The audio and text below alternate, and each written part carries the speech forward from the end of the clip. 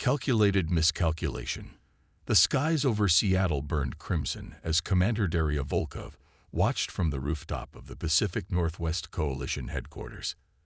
Atmospheric entry trails carved fiery paths through the evening sky, each streak representing another Nexari vessel entering Earth's atmosphere. 3 days earlier, similar lights had appeared over Beijing, Moscow, London, and Washington, D.C. Volkov lowered her tactical binoculars and activated her comm unit. Command, this is Sentinel. Counting 30-plus Nexari transports on approach. Pattern matches yesterday's deployment. The radio crackled. Copy, Sentinel. Intelligence confirms simultaneous landings at all major military installations globally. Fall back to underground position Delta. Maintain comm discipline. Understood. Sentinel out. As Volkov descended into the facility's sublevels, she couldn't shake the feeling that humanity was fighting its last battle. The command center buzzed with frantic activity. Screens displayed satellite feeds showing identical scenes unfolding across every continent. Methodical Nexari landings followed by the systematic dismantling of human military response. General Hayes, the facility commander, looked up as Volkov entered. Commander, we've lost contact with the 7th Mechanized Division. They engaged the Nexari near Tacoma with everything they had. Casualties? Volkov asked, already knowing the answer. Total: 94% losses in under 30 minutes. Hayes gestured to the tactical display where red indicators showed Nexari formations countering every human military maneuver with perfect precision. It's like they're reading our playbook, an intelligence officer muttered. Because they are, Volkov replied, studying the patterns. Look at their counter formations. They're responding to textbook NATO defensive strategies with textbook counters. The problem is, our textbook was written for fighting humans. The main screen switched to an emergency United Nations broadcast. Representatives huddled in a bunker beneath Geneva, illuminated by emergency lighting as field reports confirmed the methodical destruction of military assets worldwide. The Chinese carrier group in the South China Sea, gone. Russian Northern Fleet, obliterated at port. U.S. forward bases in Europe and Asia, overrun. The Secretary General's face appeared, defeat etched into every line. We must consider opening diplomatic channels for surrender.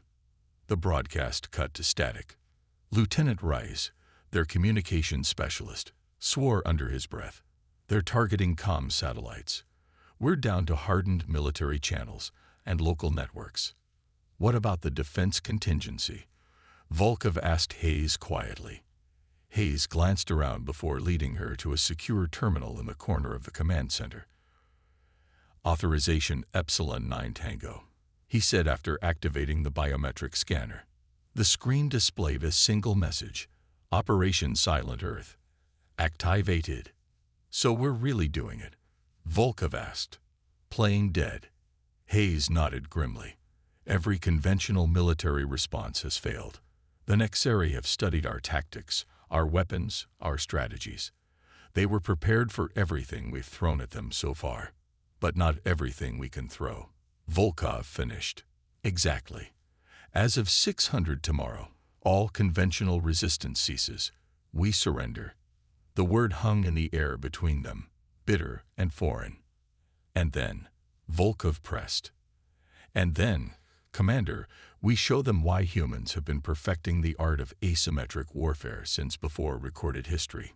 Aboard the Nexari command vessel in high Earth orbit, Supreme Tactician Vexnar reviewed the invasion progress with evident satisfaction.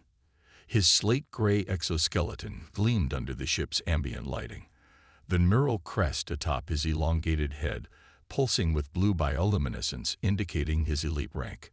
82% of major human military assets neutralized. He announced to the assembly of sub-tacticians, resistance proceeds according to simulation models. Their aircraft attack in predictable formations. Their armored vehicles employ standard doctrinal maneuvers. Their naval vessels follow established combat protocols. Sub-tactician Miralax stepped forward, her neural crest pulsing with more rapid yellow patterns. Supreme Tactician, I've noted anomalies in our Antarctic and sub-Saharan engagement zones. Small unit actions employing techniques inconsistent with documented human military doctrines. Vexnar dismissed her concern with a casual gesture. Isolated incidents. Desperation tactics. The humans lack unified response capability. Our simulations predict full planetary capitulation within 17 cycles. With respect, Supreme Tactician, these anomalies are insufficient to justify altering our strategic approach, interrupted Sub-Tactician Drolvek. This species has spent millennia fighting itself with progressively deadlier technologies, but always following predictable patterns. The Nexeri Collective has studied every major Earth conflict. We know their capabilities.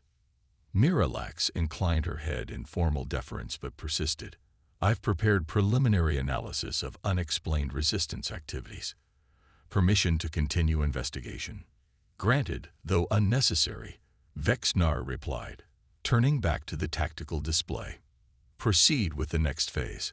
Accept human surrender protocols, then begin occupation of population centers.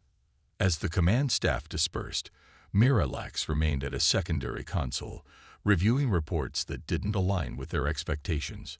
Small groups employing unusual tactics, ambushes using primitive methods, communications that didn't follow military protocols. With growing unease, she authorized deeper historical research into human conflict beyond the formal military engagements the collective had studied. What she found left her neural crest flickering with alarm. The humans had no rulebook. They had thousands, written in blood across millennia of fighting each other with every conceivable technique and approach. The Nexeri had prepared to fight Earth's armies. They hadn't prepared to fight humanity's collective experience with warfare itself. Dr. Elena Kovacs had never considered herself a soldier.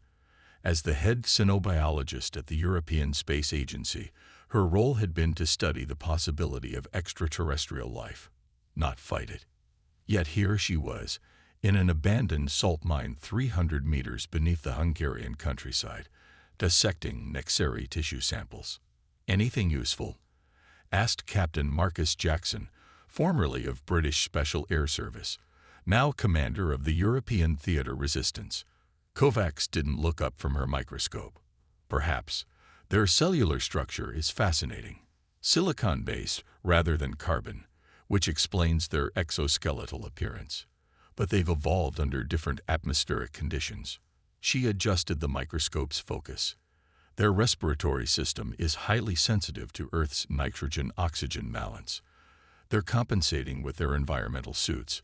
But there's something here. Jackson waited patiently as Kovacs muttered to herself, making notes. After 3 months under Nexeri occupation, he'd learned that scientists needed time to process. And time was one advantage humans now had. The Nexeri believed they'd won. The official surrender had been broadcast worldwide 6 weeks earlier. President Harker, alongside leaders from 24 nations, signing the terms of Earth's capitulation. The Nexeri had accepted with what passed for graciousness among their kind, allowing human governments to continue functioning as administrative units under Nexeri oversight. What the aliens didn't know was that the real fight was just beginning. I've got it, Kovacs said suddenly, straightening up from her workstation. Their neural network, it's distributed throughout their exoskeleton, not centralized like our brains, but it operates on electrochemical principles similar to our nervous system, just with silicon as the base element. Meaning? Jackson prompted. Meaning we can disrupt it. Certain frequencies of ultrasonic vibration should create resonance patterns in their exoskeletons that interfere with their neural functions. It wouldn't kill them, but it could incapacitate them temporarily. Jackson's eyes gleamed. Could we weaponize it? Kovacs was already sketching designs. Better, we could broadcast it. Their communications technology relies on similar principles. If we can hijack their transmission networks, we could potentially affect every Nexari within broadcast range. Jackson finished. Dr. Kovacs, you may have just found our first real advantage. 3 days later, the first test was conducted in Bratislava. A small resistance cell hijacked a local Nexeri administrative broadcast. When the ultrasonic frequency embedded in the transmission activated, every Nexari within 2 kilometers experienced temporary neural disruption. By the time they recovered, the resistance fighters had liberated a warehouse of confiscated human technology and disappeared back into the underground network. Similar operations began occurring across Europe, then Asia, then the Americas. Each seemingly random, disconnected, using different tactics and approaches. The Nexeri, with their rigid command structure and centralized decision-making, struggled to adapt to the unpredictable nature of the attacks. Meanwhile, in the Amazon rainforest, indigenous guides led U.S. Special Forces operators through trails invisible to Nexeri sensors. In the Sahara, Tuareg nomads showed French Foreign Legion veterans how to move unseen across open desert. In the mountains of Afghanistan, tribal fighters who had once battled Russians and Americans now taught them techniques perfected over centuries of resisting occupation. Humanity wasn't fighting as nations anymore. They were fighting as a species, drawing on every lesson learned through thousands of years of conflict. The Nexeri had studied human military doctrine. They hadn't studied human adaptability. The ingenuity of desperation. 6 months into the occupation, Supreme Tactician Vexnar faced the unthinkable. The Nexeri collective was losing ground on Earth. Explain, he demanded, neural crest pulsing angry red as he reviewed the latest reports. How did primitive resistance fighters destroy 4 security outposts in a single night? The tactical officer's crest flickered with anxiety. Unknown, Supreme Tactician. The attacks employed no consistent methodology. One outpost was eliminated with primitive projectile weapons, another with manually detonated explosives, a third with what appears to be repurposed agricultural equipment. Unacceptable. Vexnar slammed a clawed appendage against the console. These are untrained civilians with outdated weapons. How are they inflicting casualties on elite Nexeri forces? Sub-Tactician Miralax stepped forward. The attacks show coordination beyond civilian capability. Analysis suggests specialized warfare units organizing resistance cells using historical guerrilla methodologies. She displayed intercepted communications. These patterns indicate a deliberate strategy to disperse our forces and disrupt supply lines. Vexnar dismissed her assessment. Implement containment protocols. Increase patrol strength. Establish secure zones around critical infrastructure. But the attacks continued. Worse, they seemed to be accelerating. The Nexeri had established their primary Earth headquarters in what was once Singapore, converting the city-state into a fortress of alien technology. Yet even here, resistance persisted. Nexeri patrols disappeared in the urban canyons. Supply convoys were ambushed using techniques that left no traces. Communication systems experienced mysterious failures. Vexnar's fury, mounted as another operation, failed spectacularly. Explain how primitives with projectile weapons neutralized an elite shock unit. The humans appear to be exploiting our command structure, the tactical officer reported nervously. When field commanders are eliminated, lower ranks have no leadership. Their raids are always accompanied by communications jamming, preventing remote command. As soon as the field officer is neutralized, our forces are effectively paralyzed. Unacceptable. The collective's military doctrine has conquered 7 worlds. Miralax stepped forward again. Supreme Tactician, my analysis of human military history reveals a critical insight. Their species abandoned rigid command hierarchies centuries ago. They developed systems allowing small units to operate independently, even when losing contact with command. Impossible. No military can function without coordination. That is the most basic principle of warfare. Humans can, Miralax insisted. Their military evolution emerged from millennia of internal conflict. They've developed techniques specifically designed to counter enemies with superior technology and rigid doctrine. Like us. Vexnar dismissed her with a contemptuous gesture. Increase atmospheric patrol coverage. Implement civilian control measures. Make examples of resistance strongholds.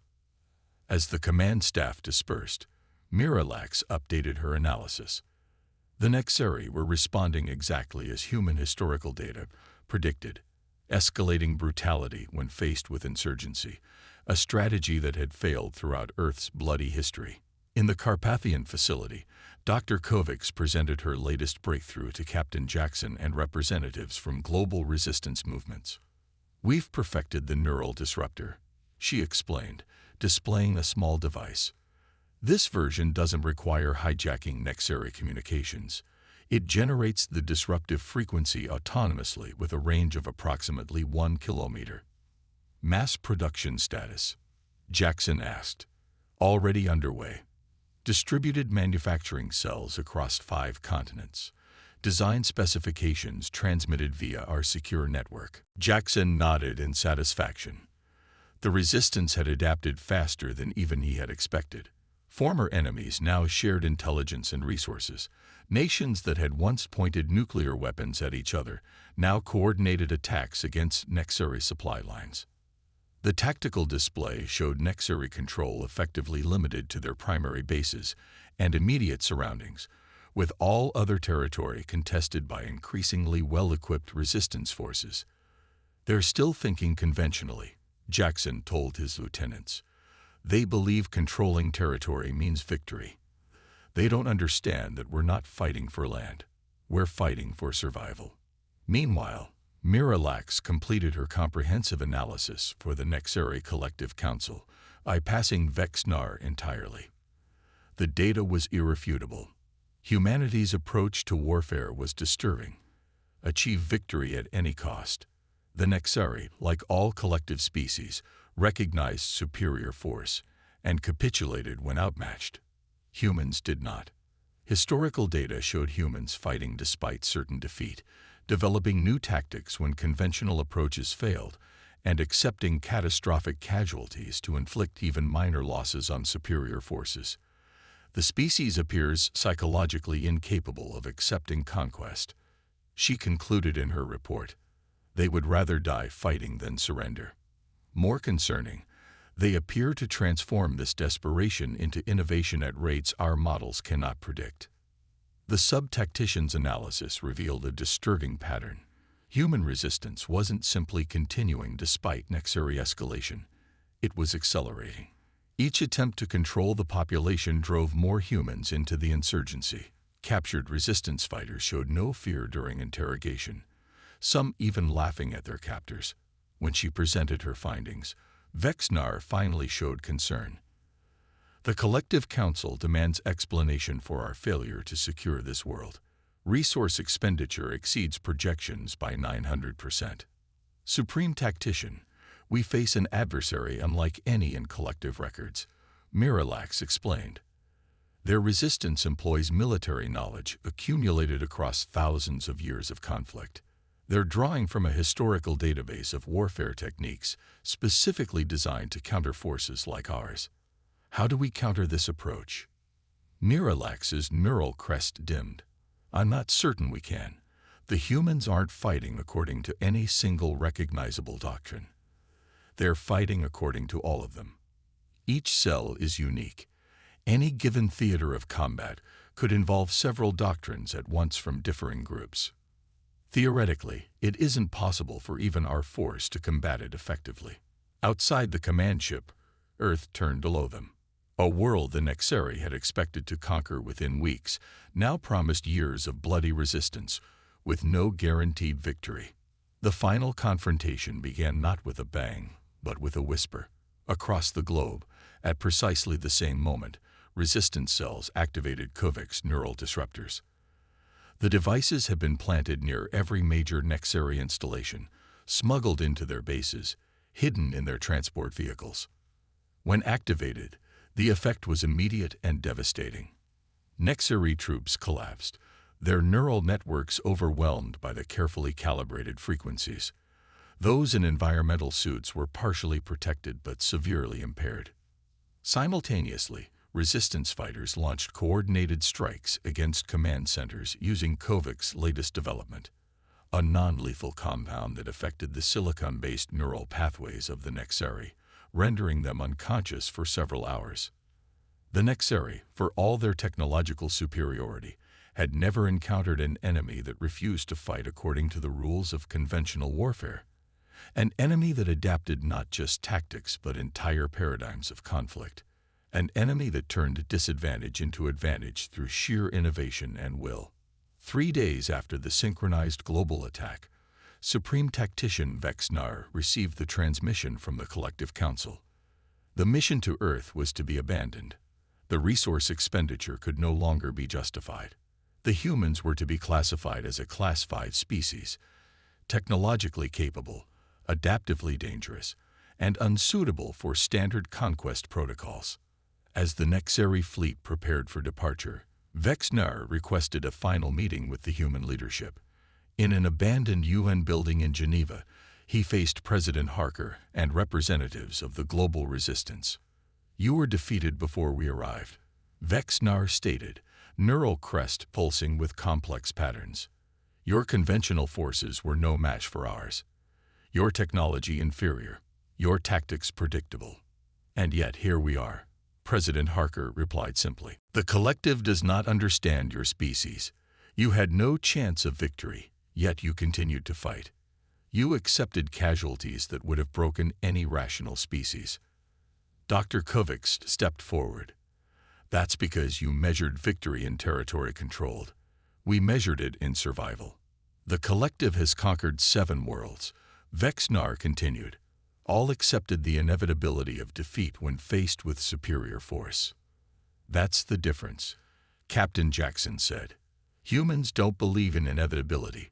We believe in possibility." As the Nexeri fleet disappeared from Earth's skies, humanity began the long process of rebuilding. The occupation had lasted less than a year, but its lessons would endure for generations. The Nexeri had come expecting to face Earth's armies.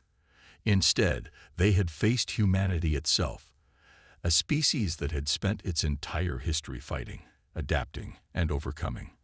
A species that transformed desperation into innovation, disadvantage into strength, and defeat into defiance. They had thought the fight was over when they defeated Earth's conventional forces.